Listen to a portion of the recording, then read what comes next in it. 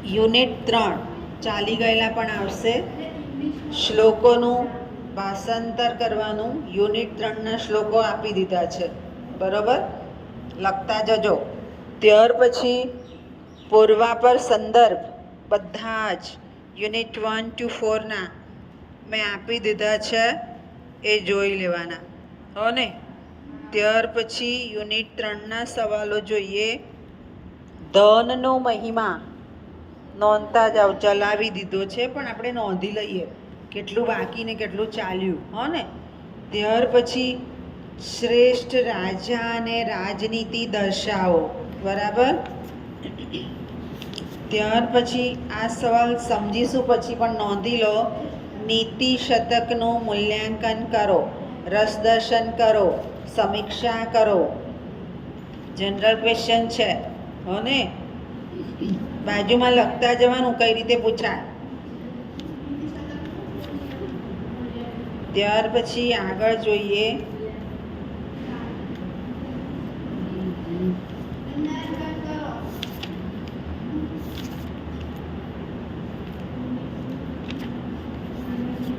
દરેક પેપરમાં મેં તમને કહ્યું હતું એમ 5મો સવાલ, એક વાક્યના જવાબ, વિકલ્પ પસંદ કરો. ખાલી જગ્યા એવું પૂછાશે જ.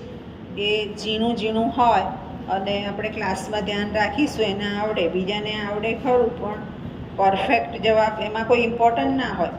પછી એક બીજો સવાલ છે ભર્તુહરિની શૈલી. ભર્તુહરિની શૈલી એ ચાલ્યો કે બાકી?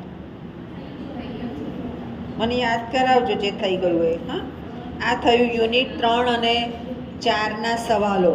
હો, હવે યુનિટ 2માં પણ આપણે ચલાવ્યું વિદ્યા મહિમા, હો ને. અને એક સવાલ બેને ના ચલાવ્યો હોય તો હું ચલાવી દઈશ યુનિટ 2નું મૈત્રીનું મહત્ત્વ, ફ્રેન્ડશીપ. ચલાવી દીધું બેને? આપણે કરી લઈશું.